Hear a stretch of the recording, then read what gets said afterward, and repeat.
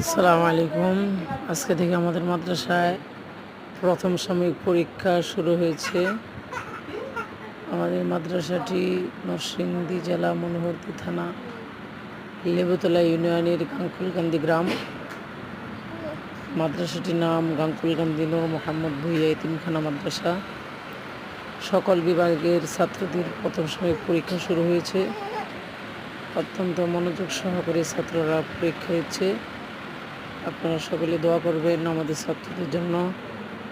বিশেষ করে অনেক ছাত্ররা অসুস্থ থাকার কারণে পরীক্ষায় অংশগ্রহণ করতে পারছে না।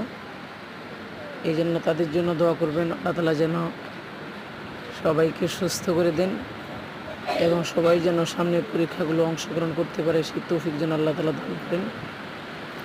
যদি ভিডিওটি আপনাদের কাছে ভালো লাগে তাহলে শেয়ার করবেন, কমেন্ট করবেন। সবাই ভালো থাকেন। আসসালামু আলাইকুম।